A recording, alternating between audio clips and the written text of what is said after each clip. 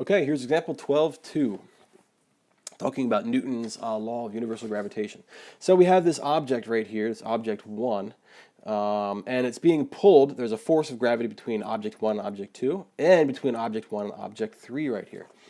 So there's that force, there's this force, and so the question is, what is the net gravitational force? And you can probably figure out that that's going to be the net force right there. Okay, so let's find the net force on particle 1 due to the other particles.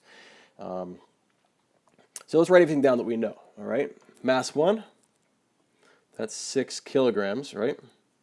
And mass 2 and mass 3 are both 4 kilograms.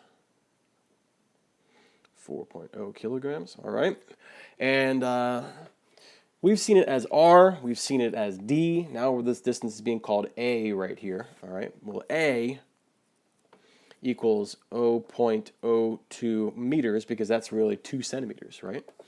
And of course 2A would be 0.04 meters because that's the separation between 1 and 3, all right? All right, so let's find what the net gravitational force is. So let's find the force between 1 and 2 first, all right? Force between 1 and 2 is going to be equal to, first of all, what's our equation?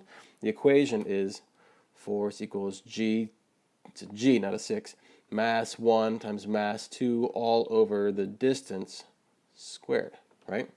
So G is 6.67 times 10 to the negative 11th. I'm going to leave the units out for that. Times, what's the mass of 1? Well, that's 6 kilograms, right? Times the mass of 2, that's 4 kilograms. All over the distance squared. 0.02 meters, that value squared right there. All right? And what do we get? We get 4.0 times 10 to the negative 6 newtons. So there's going to be a very, very weak force of gravity between them, but there is going to be a force. All right? How about the force between 1 and 3? Force between 1 and 3. Well, that's going to be our gravitational constant again, 6.67 times 10 to the negative 11th. Times the mass of 1, right? 6.0 kilograms times the mass of 3, 4.0 kilograms. We're going to have basically the same outcome right here. Well, actually, we're not because the distance is different. Sorry. This makes it different.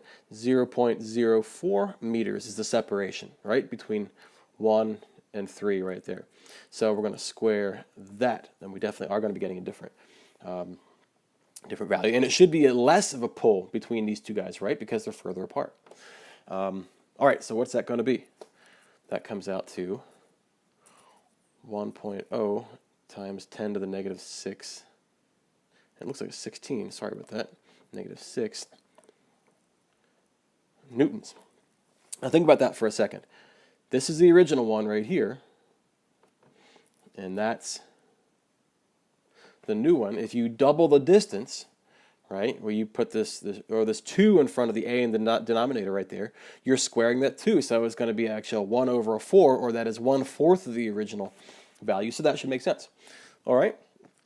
Well, this one right here, force 1 to 3 is, oops, I'm not drawing them, there we go. That's right, force 1 to 3. This right here is force between 1 and 2. The question is, what is the net? Well, we just use Pythagorean Theorem, right?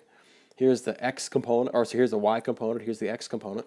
Let's just sum them up using Pythagoras' theorem, and we'll find the hypotenuse, and that'll be our net force. All right, so the net force is going to be the square root of 1.00 times 10 to the negative 6 newtons plus 4.00 times 10 to the negative 6 newtons. And so all together, that comes out to 4.12 times 10 to the negative 6 newtons. All right, there we go. It's example 12.2, and that's a good example of taking gravitational pulls between an object and two other bodies and summing them up and finding the net force on them.